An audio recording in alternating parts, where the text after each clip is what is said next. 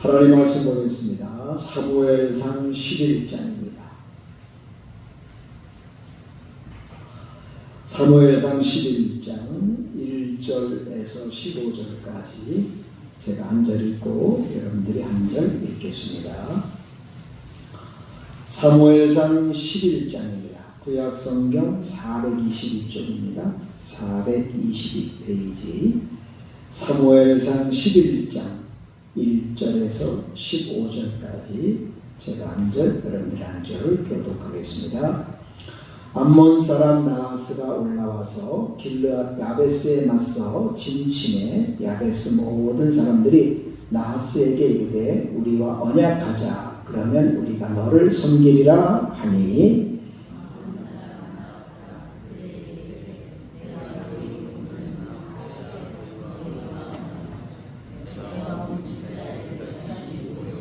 야베스 장로들이 그에게 이르되 우리에게 이레 동안 말미를 주어 우리가 이스라엘 온 지역에 전령들을 보내게 하라. 만일 우리를 구원할 자가 없으면 네게 나아가리라 하니라.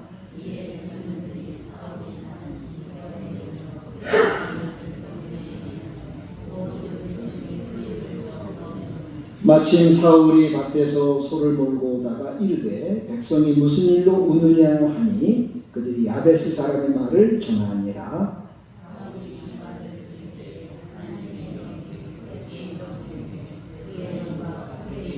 한 결의의 소를 잡아 각을 뜨고 전령들의 손으로 그것을 이스라엘 모든 지역에 두루 보내어 이르되 누구든지 나와서 사울과 사무엘을 따르지 아니하면 그의 소들도 이와 같이 하리라 하였더니 여호와의 두려움이 백성에게 임하매 그들이 한 사람같이 나온지라.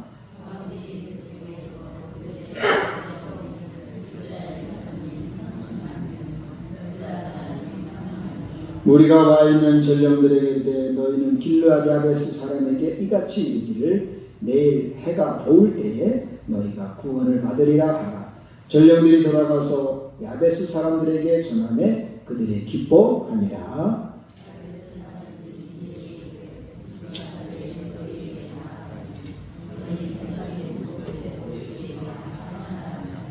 이튿날 사울이 백성을 3대로 나누고 새벽에 적진 한가운데로 들어가서 날이 더울 때까지 암몬 사람들을 치매 남은 자가 다 흩어져서 둘도 함께한 자가 없었더라.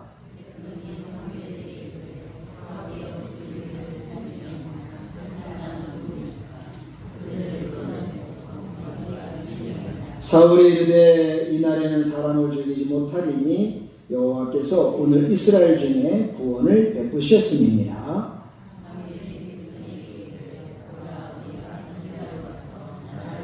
같이 읽겠어요. 모든 백성이 길갈로 가서 거기서 여호와 앞에서 사울을 왕으로 삼고 길갈에서 여호와 앞에 화목제를 드리고 사울과 이스라엘 모든 사람이 거기서 크게 기뻐하니라. 아멘.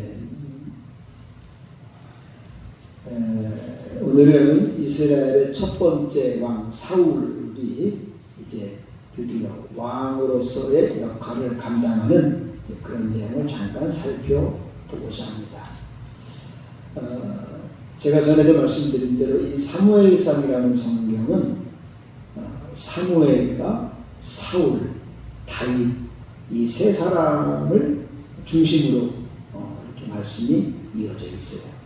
이런 내용을 보면 하나님이 누구를 사용하셨는가라는 문제를 우리가 생각하게 되고 또 어떻게 사용하셨는가라는 것을 우리가 이렇게 생각해 볼 수 있어요.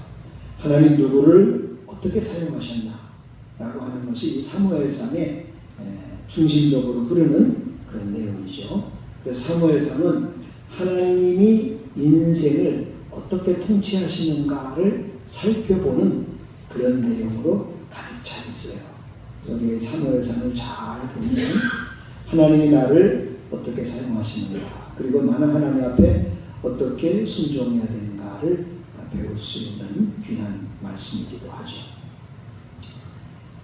이제 사무엘 선지자가 사울에게 기름을 부어서 왕이 되게 했죠. 그게 10장 1절에 나오는 말씀인데 이제 처음으로 이 사울이라는 사람이 이스라엘의 왕이 됐어요.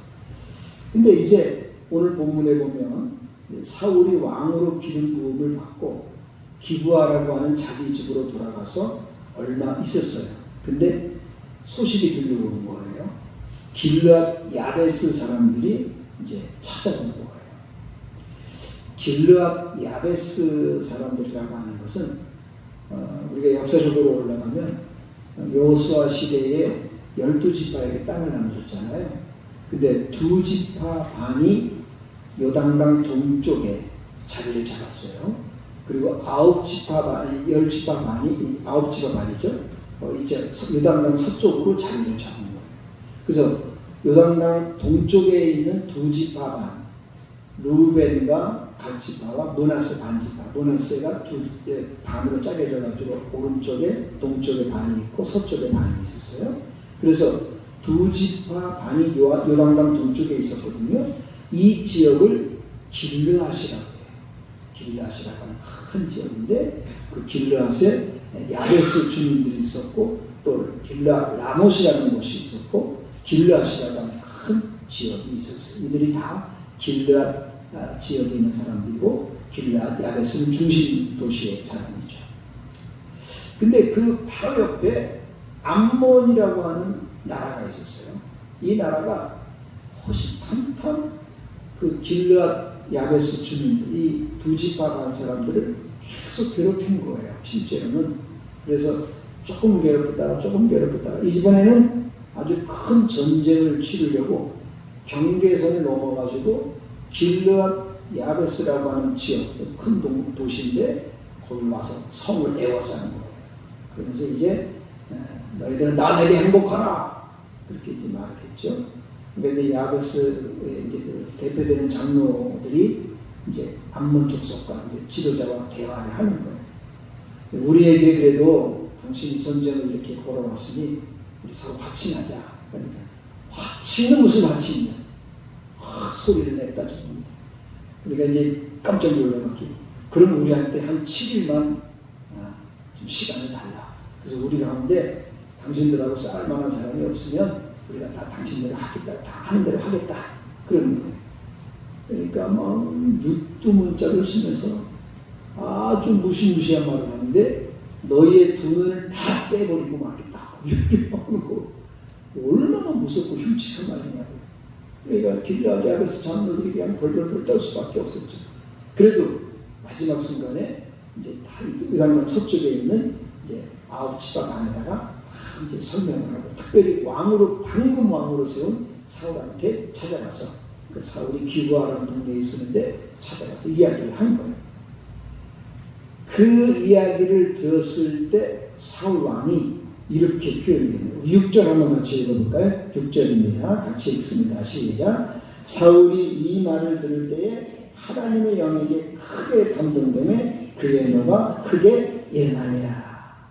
이 말을 들었을 때에 사울이 이 말을 들었을 때 하나님의 영에 크게 감동됐다. 여기 하나님의 영은 성령이에요. 성령에 크게 감동이 됐다라고 하는 것입니다. 그래서 용기를 얻은 거죠. 하나님의 영에 크게 감동이 돼가지고 무슨 소리냐? 우리가 어떻게 그들에게 항복을 하고 그들이 그 흉측한 말을 우리가 어떻게 그들을 받을 수 있겠느냐? 그래서 각 지파에다가 다 이제 소식을 보내요. 소식을 보낼 때 소 한 마리를 닭을 넣어가지고 다 부군들을 보내가지고 여러분 다 일어나서 이 나라와 민족을 구해야 되지 않겠습니까? 저들은 우리 형제입니다. 그래가지고선 하니까 33만 명이 모인 거예요. 30만 명은 이제 11지파에서 모였고 유다 지파에서는 3만 명이 모인 거예요. 그래가지고선 요단강 건너 길르앗 야베스에 포위되어 있는 이제 길르앗 2지파 반 사람들을 구원하려고 이제 간 거예요. 가는데 이제 그 베색이라는 곳에서 이제 진을 쳤습니다. 근데 그곳에 이제 야베스까지는 한 25km 정도 요단강 건너는 거예요. 요단강이 조그만 건이에요. 그래서 그 강을 건너서 거기까지 한 25km 정도 되는데 작전을 짠 거죠. 내일 낮에는 당신들이 다 이제 이렇게 도움을 얻을 거니까 걱정하지 마시오. 전령을 보냈어요. 근데 아마 이 전령의 소식이 암몬한테 들어갔는지는 모르겠습니다만은 뭐라고 내일 낮에 온다고 야 이놈들 봐라 어디 한번 대접전을 한번 해보자 이제 그렇게 암몬 사람들이 생각을 했는지는 모르겠어요.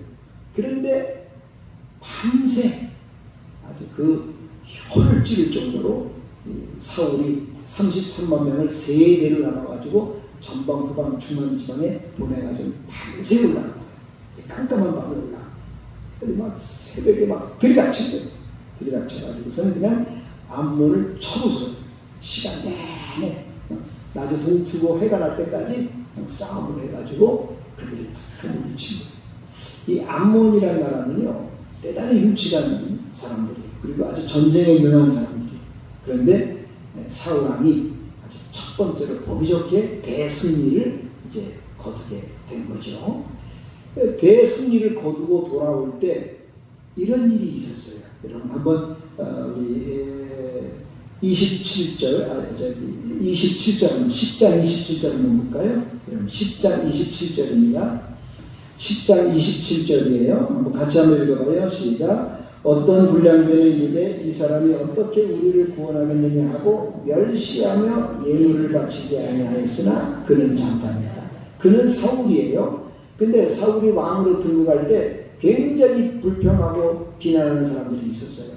그래서 이제 이 대전쟁을 다 이기고 나니까 이런 말을 하는 거예요. 여러분들 그 이제 11장 12절 11장 12절입니다. 11장 12절 다 같이 읽겠어요. 시작. 백성이 사무엘에게 이르되 사울이 어찌 우리를 다스리겠느냐 한 자가 누구니까 그들을 끌어내서도 우리가 죽이겠나이다. 이제 전쟁에서 막 승리하고 돌아온 사람들이 아니 이렇게 훌륭하게 전쟁을 이기고 우리의 리더가 돼가지고 이렇게 큰일을 했는데 이 사람을 왕이 되겠느냐고 비난하고 불평하고 뒷담화 하는 사람은 누구냐? 다 잡아가지고 우리가 그들을 능멸해야 되겠습니다. 막 사울 앞에서 그냥 이 사람들이 막 그렇게 말을 하는 거예요. 그때 사울이 이런 말을 합니다. 13절입니다. 13절 같이 한번 읽겠습니다. 시작. 사울이 이르되 이날에는 사람을 죽이지 못하리니 여호와께서 오늘 이스라엘 중에 구원을 베푸셨음이니라. 자기 딴에는 자기를 편들고 있는 사람들이 있으니까 막 으쓱해 가지고 그래 그들을 다 잡아 막 그렇지 않아도 맨 처음에 자기를 갖다 고깝게 여기는 사람들에 대해서 별로 안 좋게 생각할 수도 있는데 이 말들을 사람들이 하니까 옳다구나 다 끄집어내라 이렇게 할 수도 있는데 사울이 그렇게 하지 않았어요. 그럴 수 없다. 이 전쟁을 누가 했다고요? 하나님이 하신다. 하나님께서 이기게 하신 건데 이때는 사람을 죽일 수 없다. 그런 표현을 한 것입니다. 이제 그래서 그들이 이렇게 사울의 말을 듣고 그걸 또 기쁘게 여겼죠. 그래서 14절, 15절 두 절 같이 한번 읽겠습니다. 11장 14절, 15절 시작. 사무엘이 백성에게 이르되 오라 우리가 길갈로 가서 나라를 새롭게 하자. 모든 백성이 길갈로 가서 거기서 여호와 앞에서 사울을 왕으로 삼고 길갈에서 여호와 앞에 화목제를 드리고 사울과 이스라엘 모든 사람이 거기서 크게 기뻐하니라. 아멘. 이렇게 전쟁에서 이기고 또 불량배 같은 자국 내에 사울을 반대했던 사람들도 다 용서하고 다 함께하고 이제 화목제 큰 축제를 하나님께 드리고 같이 이제 기뻐하고 길갈이라는 장소에서 하나님께 영광을 드렸어요. 이 길갈이 왜 중요하냐면요. 이스라엘 백성들이 가나안 애굽에서 430년간 고통의 세월을 지나고 출애굽할 때 여리고성을 이 가나안 땅을 지나가잖아요. 맨 처음 여리고성이에요. 여리고성 가기 전에 이 길갈이라는 곳이 있어요.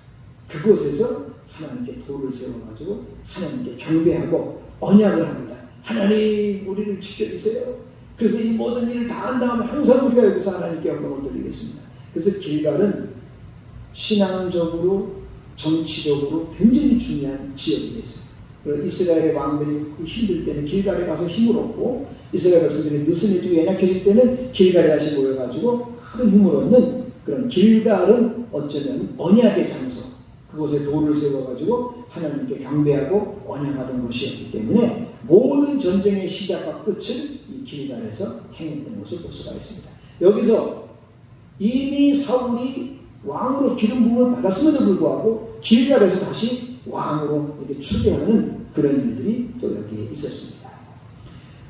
오늘 이 내용이 오늘 제 설교의 전부 다의 내용입니다.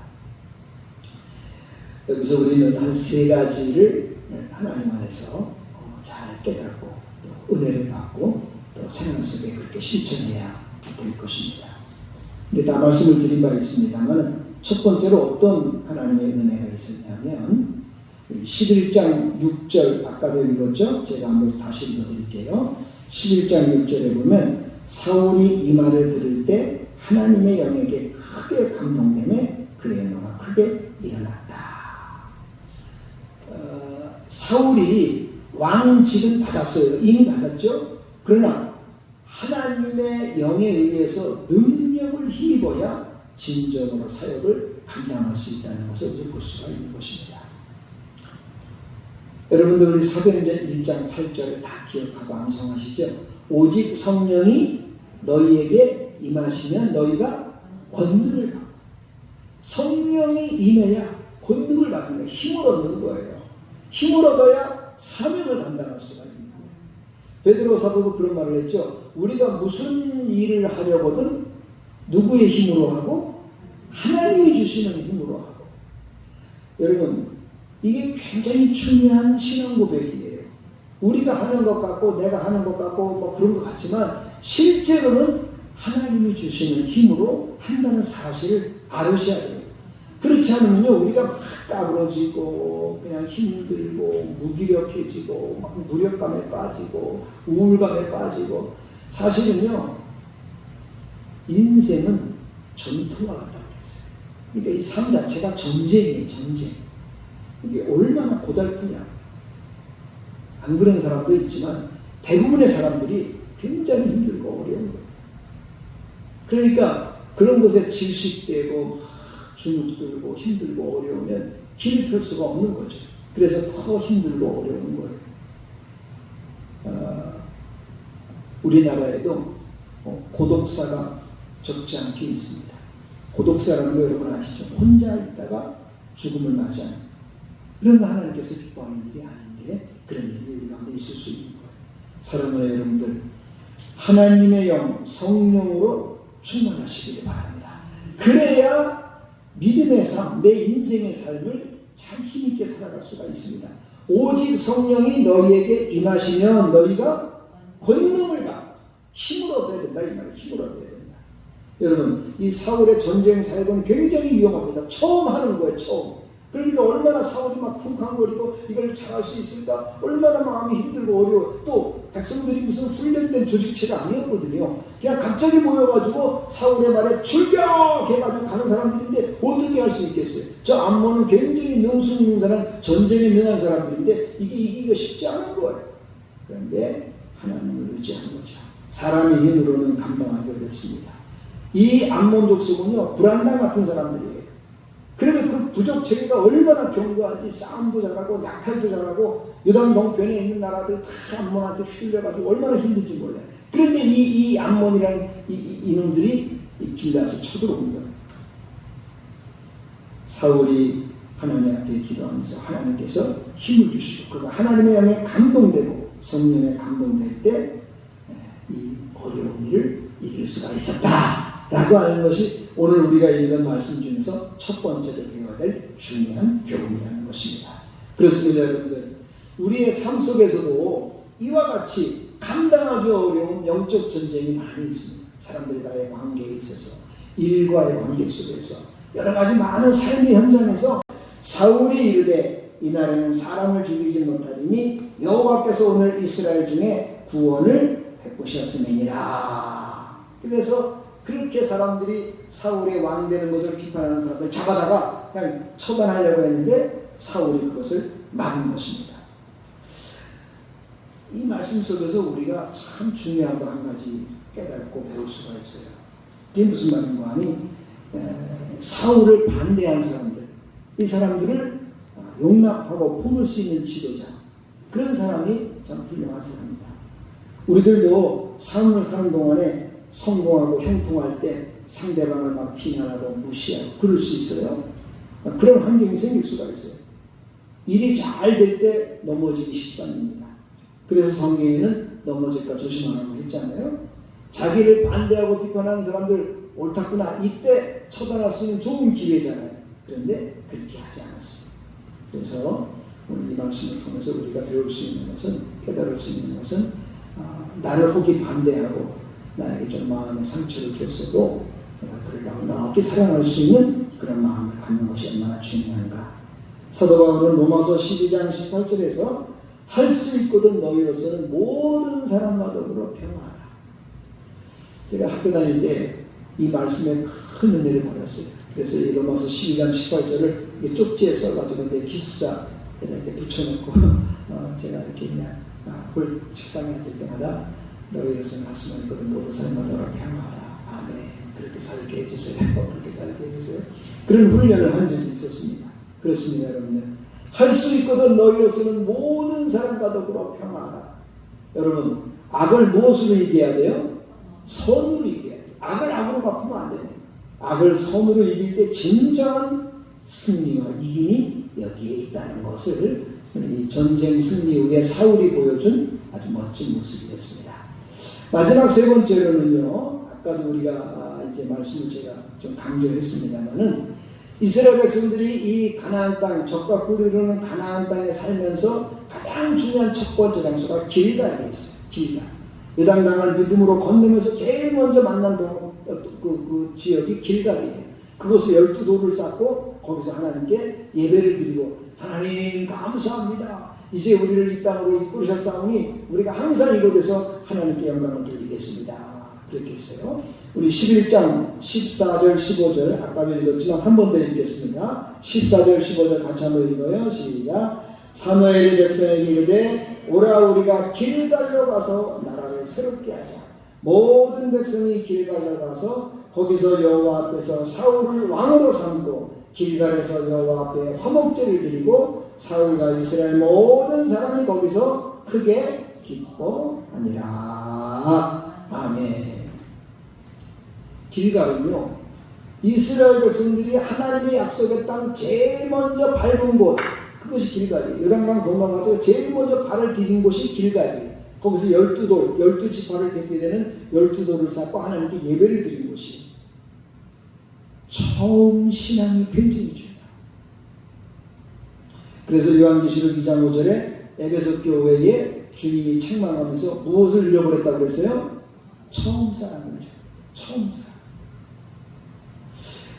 우리가 예수를 처음 믿었을 때 얼마나 좋아요. 그리고 순수하고.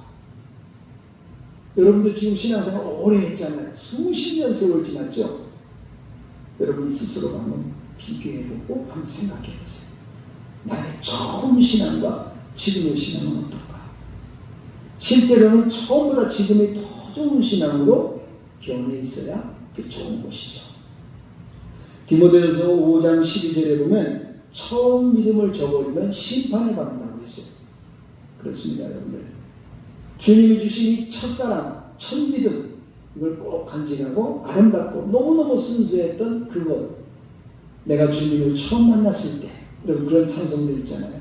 내가 처음 주를 만났을 때 얼마나 그 마음 가운데 기쁨과 감사가 있었는가. 그 순수함, 그것을 잊어버리지 말라는 것이 길갈의 의미입니다.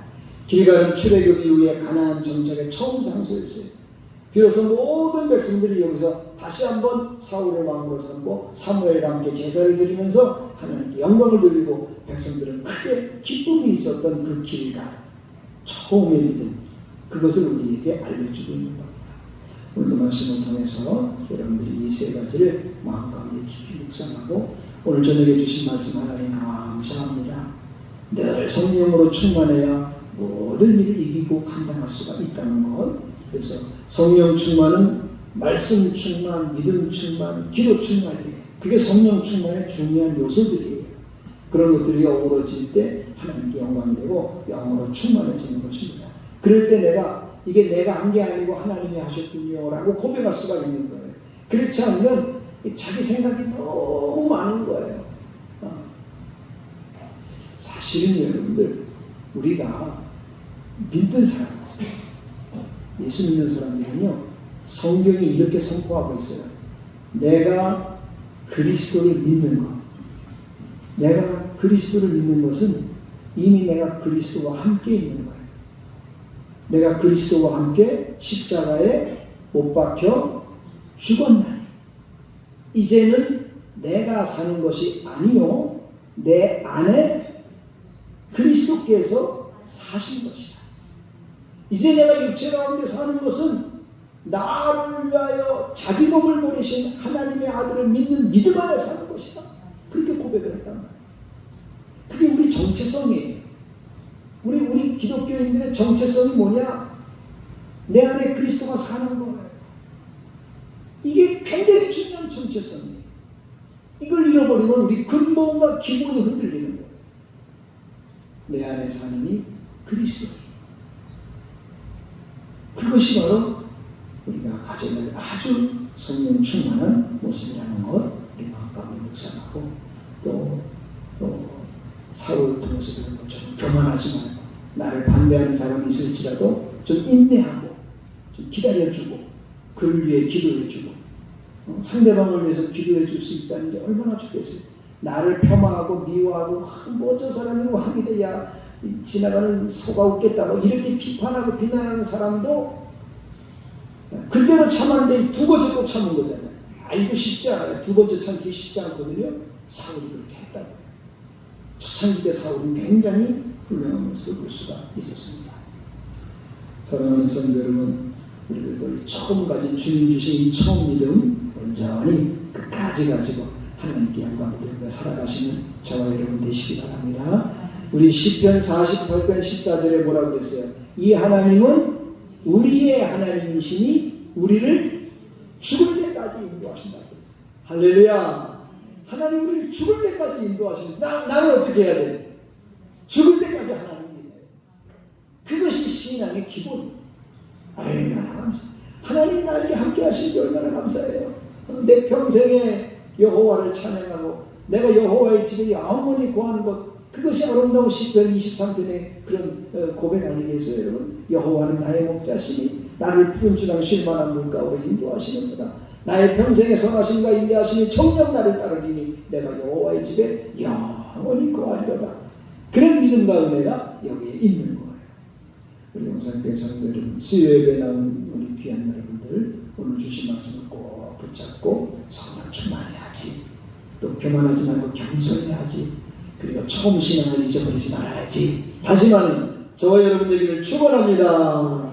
하나님 감사합니다. 이 수요일 저녁에도 생명의 귀한 말씀을 주셔서 우리로 하여금 주님 안에서 어떻게 살아야 할지 깨닫게 해주시옵고 말씀을 통해서 성령 충만케 하시오니 감사합니다.